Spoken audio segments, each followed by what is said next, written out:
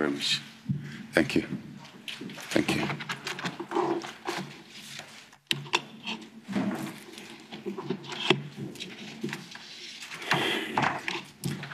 Thank you very much, Your Excellency, MS Robert Metsola, President of the European Union Parliament, honorable members of the European Union Parliament, distinguished ladies and gentlemen, greetings to you all from Zambia.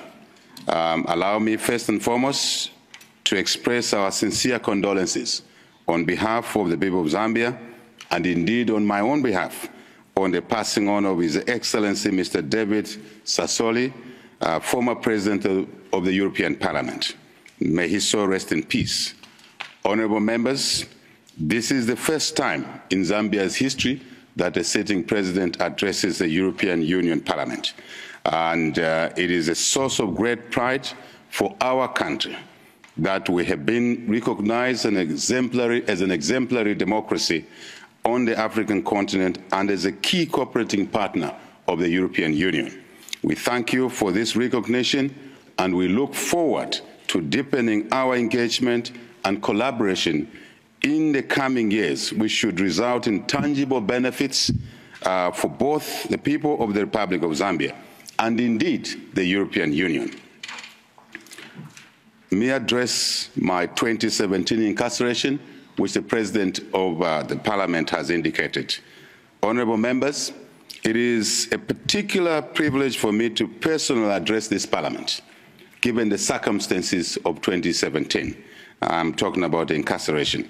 Following our unlawful incarceration in 2017, the EU Parliament boldly and consistently demanded not only for my release, but also for the restoration of the rule of law in our country, and of course, human rights.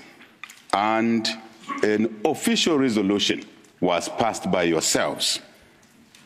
An official resolution was passed by yourselves. This is absolutely humbling to us. The resolution of 2017 on Zambia, particularly the case of one Hakainde Hichilema, who happens to be myself, was a mark of true solidarity and real commitment to protecting human rights.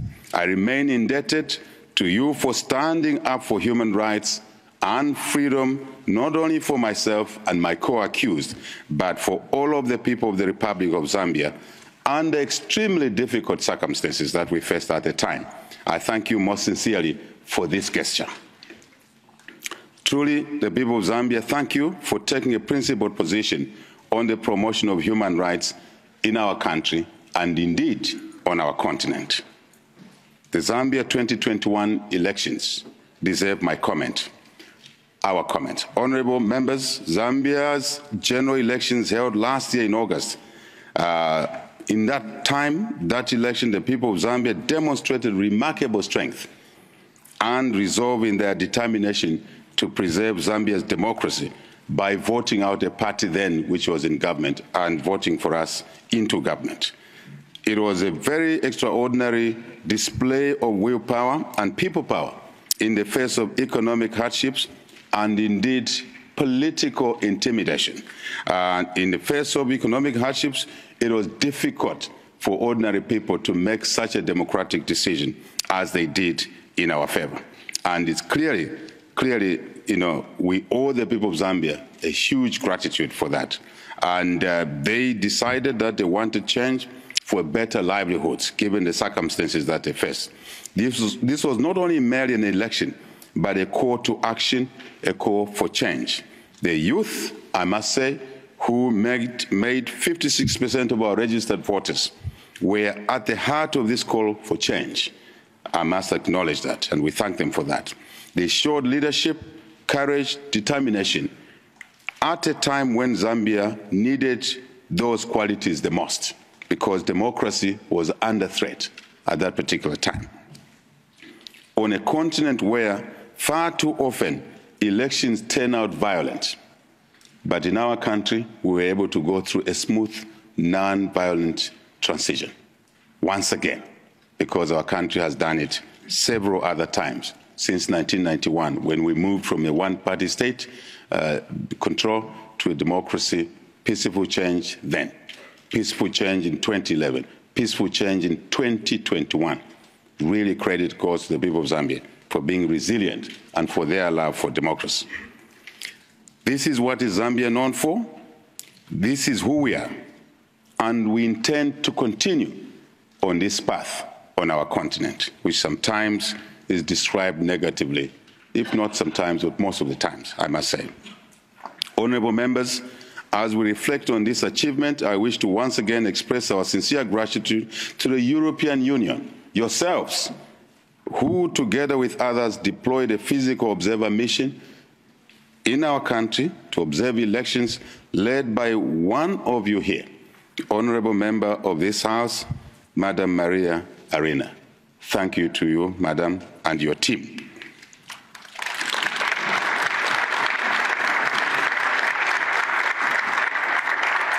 The observer mission was a continuation of the long-standing relationship that we have had with the European Union and a clear demonstration of commitment by yourselves to supporting Zambia's democratic process. Well acknowledged and appreciated. On behalf of the people of Zambia, I wish to place on record our deep sense of gratitude to you in the EU, who once again demonstrated your commitment to working alongside us in our quest for development under difficult circumstances. We thank you for that. Let me address the issues of human rights, governance, and anti-corruption in our country. Honorable members, in Zambia, we inherited a very difficult situation, and Zambia, at a time of elections, was on the brink of economic collapse, where corruption, excess, and greed of public officials reigned supreme. No one stood in their way. They got what they wanted, yet they were supposed to be servants of the people, not to be served, but they chose to be served. So much short-sighted policies were put in place, designed to extract maximum benefit for the few at the expense of the many, where the order of the day was basically converting public resources into private hands. Really an unacceptable situation. In the Zambia, we inherited freedom of expression, freedom of association, civic participation was curtailed. Our democratic institutions designed to ensure checks and balances were compromised, ladies and gentlemen, honorable members of this House, and reduced to mere instruments of dominance for those who held power. Very evident. It is against that backdrop that I stand here to firmly attest that the rule of law, following the changes in our elections in August, the rule of law and respect for human rights are a matter of priority in terms of their restoration. And we did just that as one of our major pronouncements after taking office was to indicate to all citizens that community violence, political thuggery was unacceptable. And anyone who engaged in that, from then the ruling party at the time, or from our own party, would be on their own. And that signified the end of community violence. And today, Zambians can move freely at bus stops, at markets, widows, single mothers, trading to take care of their children without violence, which we experienced only 11 months ago. Leadership, in our view, is key in these areas. I must say, Zambia's reputation for peace and democracy is a source of great pride to us, which our administration will continue to protect and safeguard. The peace, stability, and unity of our beloved nation is not up for any negotiation at any cost. And we want to make sure that as we progress managing public affairs, we strengthen institutions so that in future no one comes again with such heavy-handedness. I think it's important for us to draw the line and ensure that such things don't become common in future. But we need partners to do that. You are the partners. You are some of the partners.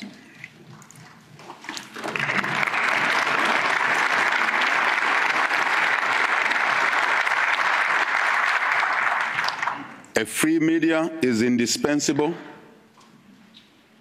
ladies and gentlemen, to a democratic governance, and our administration will protect this fundamental principle of democracy in our national discourse. As you may know, probably you don't, in the last government, so many media houses were shut down. And we committed when we came into office that not a single media house will shut because government has shut it. It will shut because it has failed to operate commercially. That would be the only reason, or indeed other reasons, not political shutdowns, which we experienced. We committed to this because it's important to provide checks and balances. Every single Zambian is welcome to participate in the governance of our country. It is the right of every citizen, and our government will lead by listening to the will of the people at all times. Honourable members, let me address legislative reform in our country. The state of our country, in terms of democratic governance, economic performance, and upholding human rights, as I've said already, demands that we take bold action to arrest its decline, which we inherited at a time. This is why we placed reform at the very top of our agenda. Amongst the critical issues that we place particular attention is the legislative reform, as I said, to curtail excesses of the past. It's important that we just don't legislate, but we also strengthen institutions, oversight institutions, because it's not possible to legislate and expect results without actually ensuring compliance, and compliance is better delivered by institutions that will outlast a political party in office. Very important to us.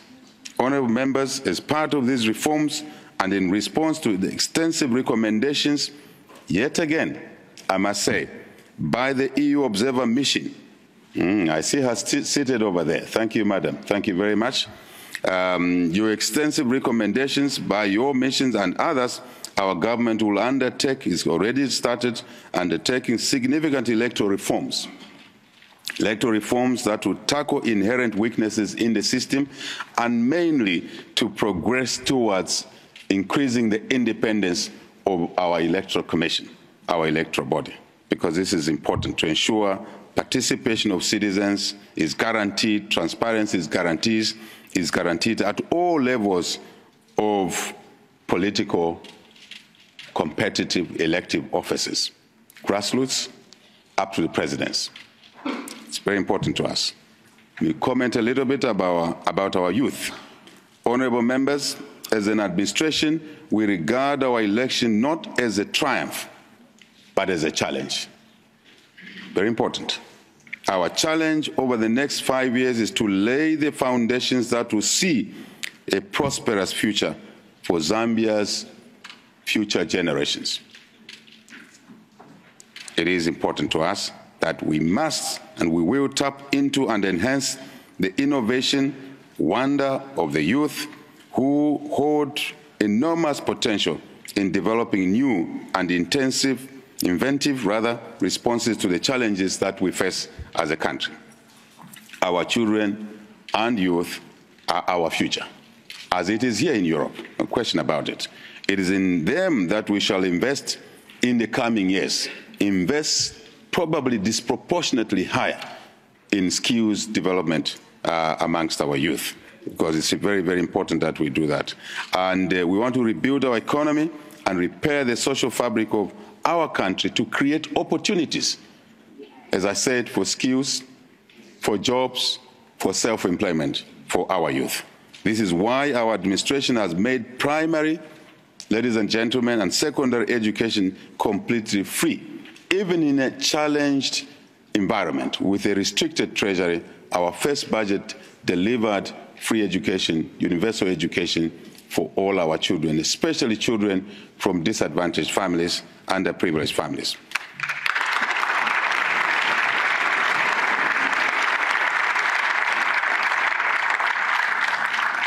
We have a debate going on in Zambia at the moment, ladies and gentlemen, where the colleagues in the opposition, probably rightly so, are saying our policy of free education has failed. And why? Because there's over-enrollment in the classrooms. There are more pupils than ever before the policy was introduced. And we have responded and said, it's a clear demonstration that children were not in school before the free education policy was implemented. Our challenge now is to buy more desks, to build more classroom space, and we are committed to doing that. I think this is the level we see the importance of the youth and retooling the youth for their future development. Ladies and gentlemen, coupled with a free education, we have also increased what we call a constituency development fund to basically decentralize resource allocation to match the local priorities of our people in the constituencies, all of the constituencies across the country. And then they will decide what is the priority for development for them. And this government, our government, has allocated resources to allow them to implement those developmental priorities that they've decided upon. Never happened before. Never happened before.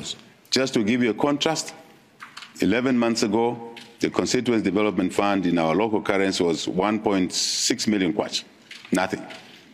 In our first budget, we've increased this to 25.7 million kwacha, close to $1.6 million per constituency, to be decided by the local people. It's fundamental. You may not see it that way here because you're a bigger economy, but it's basically a life changer in our country. Let me comment a little bit on our economy and Zambia-EU cooperation. It's very important that we comment on this. Honorable members, the performance of the Zambian economy over the last decade has been on a downward trajectory. Rising cost of basic commodities, the order of the day, fuel, cost of fuel, inflation, poor economic policies, as I mentioned earlier, have basically left our economy on its knees before we took office. Our country, yet with so much wealth in terms of potential, was reduced to abject poverty. Our people were reduced to abject poverty. This is unacceptable 58 years after independence. Repairing, therefore, restoring and reviving our economy will therefore be the main marker of our government's performance. That will be the main marker. As a government, we want to make sure that our people are considered first as public servants, which you are yourselves in this parliament. Our people come first. We're there to serve, not to be served by them. A clear contrast from the previous regime. This is our priority and the bedrock upon which we want to develop policies around. This is the change that drove us to be ushered into office. And this is it. That's what we have to work on. We are committed to becoming a more productive and industrious country over the years to come. Zambia has a lot of capacity to produce quality goods and services for the EU and other regional and global markets. We therefore seek favorable trade and investment relationships with yourselves in Europe for mutual benefit. Very important to us. Small, medium enterprises are crucial to us. In this regard, we want to make sure that these become part of the building blocks for our economic revival going forward. We look to you, our partners. I shall repeat this. We look to you, our partners, to work with us to establish financial assistance packages that aid research, development, technology, and skills that will create new and sustainable Zambian small, medium enterprises.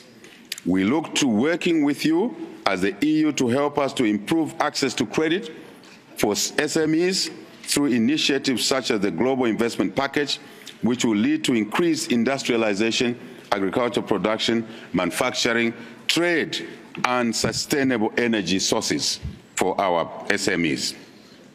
This is the surest and most sustainable way of creating meaningful employment and, of course, diversifying our economy. We are encouraged by the first ever, ladies and gentlemen, we are encouraged by the first ever Zambia-EU Economic Forum, which we recently held in Lusaka under the theme Economic Transformation Through Green Growth. We're very, very enthused about this occasion, and it was the first of its kind between the EU and Zambia. very, very encouraging to us. This important engagement, which brought together entrepreneurs, corporate institutions, financial institutions from Europe, obviously working with our own people, our own enterprises in Zambia, is very, very highly appreciated. And we expect that it will become an annual event going forward, because we must institutionalize this. We must ensure continuity of the progress that we made. This is in line with our recognition of the private sector as a key driver of our economy, of course with government support. This is a crucial part of our government's efforts to repair, restore and revive Zambia's economy is anchored around these issues. Our government wishes to leverage on these initial steps and ensure that the red tape and other barriers are dealt with. Our economy is open for business. Ladies and gentlemen, once more, our economy is open for business. Zambia is back in business. As you would say it in football here, Europe, like Africa, is a love of football. We are back in the Champions League.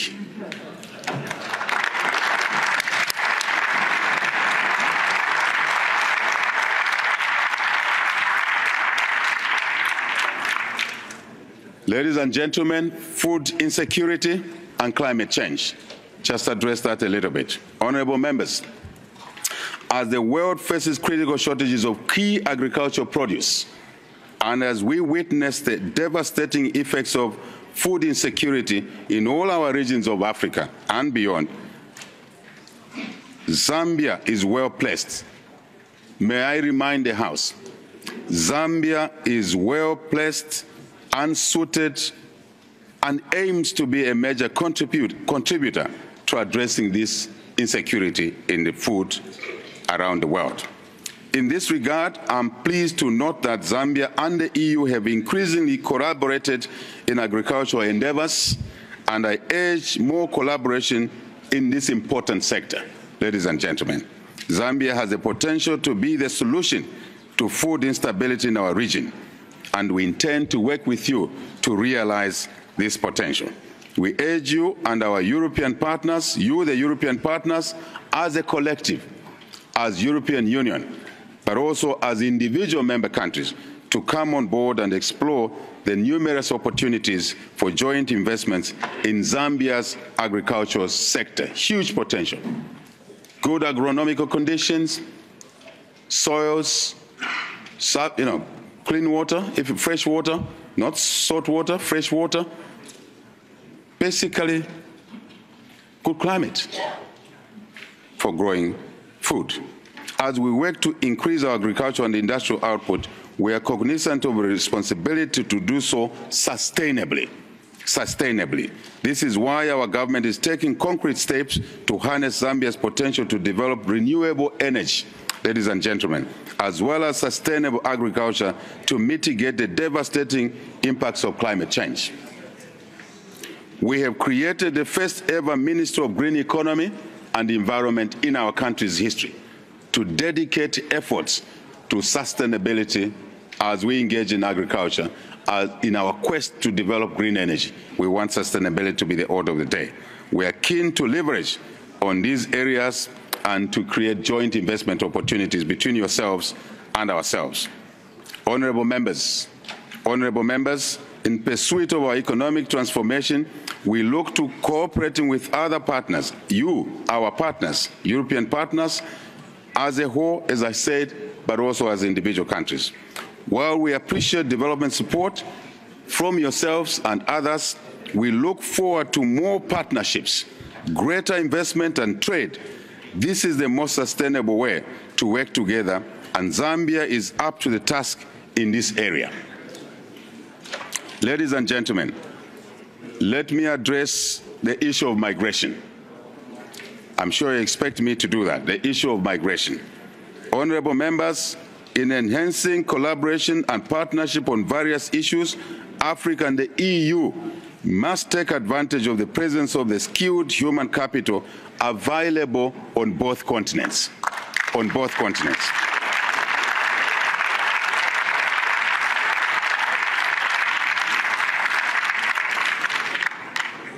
And we're talking about skills from our women, the skills from our women, the skills from our youth who have the energy.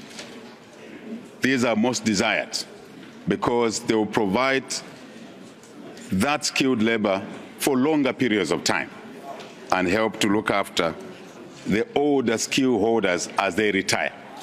I think it's an important equation to look at. So,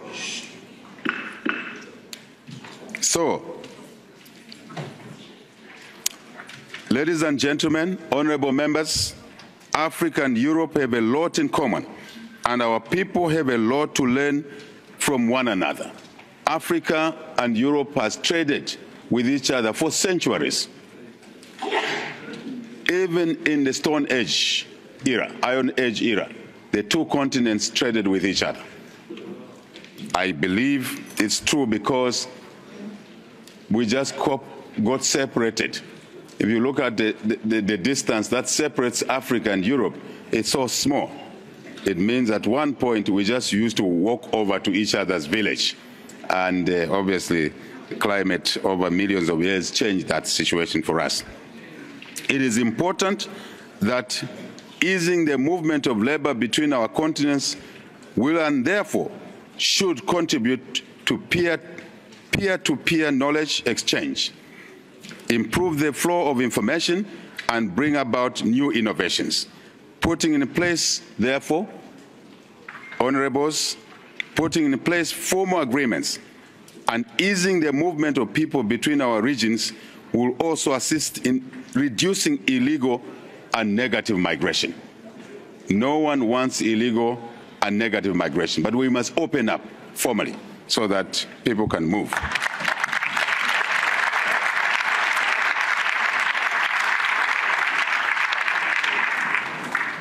If we can be specific, certainly at the moment between Zambia and Europe and your individual countries, there is more movement of people, easy movement of people from your continent to our continent. I think we need to ensure that we re-look at this situation together and begin to arrest this problem from source, deal with this negative migration from source, working together.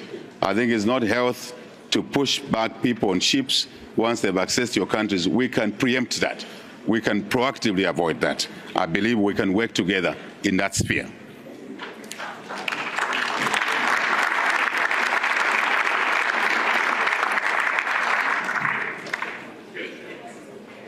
Ladies and gentlemen, we stand ready to channel our resources and energies towards achieving the benefits that are ready to be unlocked for our people in collaborating with yourselves. And I want to repeat, we as a country are open for business. Zambia is ready to transact with yourselves. International Monetary Fund. Honorable members, we strive to deal with one of our challenges, which is debt, which we inherited. And we are very, very grateful for the support that the European Union has rendered to Zambia in unlocking our debt situation. And to that score, we are very pleased that on the 16th of June, which is only last week, the first creditors meeting under the common framework took place, and we want to congratulate and thank France, a member of the European Union, and the Republic of China that co-chaired the creditors meeting. Thank you to the European Union for your support, but we need you to continue supporting us in resolving our debt crisis.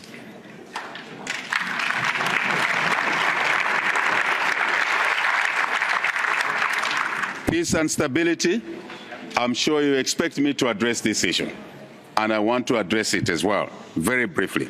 Peace and security. Peace and security, honorable members, Zambia has been a bastion of peace and stability in our region and our continent since independence. We aim to maintain this distinguished reputation as we continue to lead and participate in efforts to restore peace in the troubled regions of not just Southern Africa, but Africa and the continent at large. This is extremely important. Zambia remains actively involved in the ongoing operations in the northern part of Mozambique called Cabo Delgado. where there's extremism there. Zambia remains engaged on the issues around the conflict between DRC, Eastern Congo, and Rwanda. It's very important that we remain engaged. As the world grapples with instability in various regions, we wish to express most sincerely our government's concern regarding the ongoing war in Ukraine. We are extremely concerned about that situation.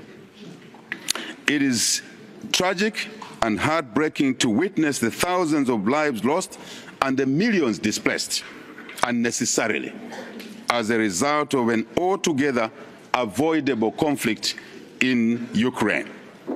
While we stand by those that directly are affected by the war, both in Ukraine and in neighboring countries, our own neighboring countries and your own, there have been far-reaching consequences arising from this conflict and other conflicts, particularly on food security or insecurity, fuel, fertilizer, and other commodities. As a country, these three things are challenging our own economic reconstruction efforts: food prices, fuel prices, and fertilizer prices. And they're beginning to drive the cost of living, which will impact negatively more on the very poor that we would like to support to improve their living standards. And war is not what we need anywhere, any part of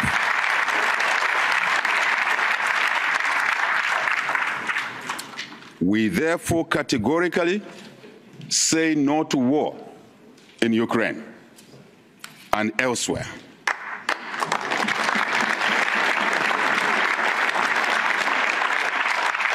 And we continue to urge the parties directly and indirectly involved to resolve these matters from the negotiation tables.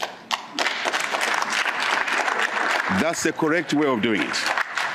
That is the correct way of doing it. As I stated, ladies and gentlemen, in my maiden address to the African Union Assembly in February this year, and I want to quote myself, then I said, instability anywhere is instability everywhere. There's no question about it. We've seen that ourselves. We prefer and we argue to this Parliament and beyond this Parliament. We prefer to channel, all of us, our resources, energy, indeed time, to resolving conflicts in all regions of the world.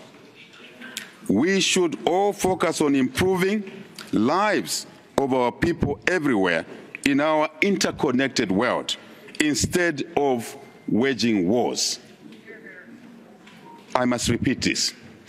We must focus our energies, all of us, in improving the welfare, the lives of our people, children, women, old people, differently abled, and other disadvantaged communities, all of us, than waging wars across the world.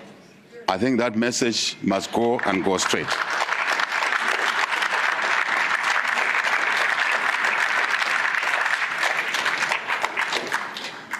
Honourable members of the distinguished European Parliament, in conclusion, I wish to express once more profound gratitude for the support that you rendered personally to me in my difficult times and to the people of Zambia during the dark days in our democratic development as a country. Thank you very much for your support. We also wish to thank the European Parliament for the incredible honor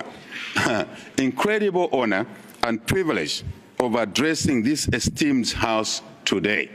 We are so grateful to you because we know you are busy, you have a lot on your plate, but you allowed us to address you, to listen to us. Zambia's partnership with the EU is built on a strong foundation of mutual respect, shared values, and belief in the core tenets of democracy. We look forward to growing this partnership significantly over the years to to come, and we are confident of the benefits that our joint efforts will surely yield for our people in Zambia and indeed in the European Union. I thank you for your kind attention.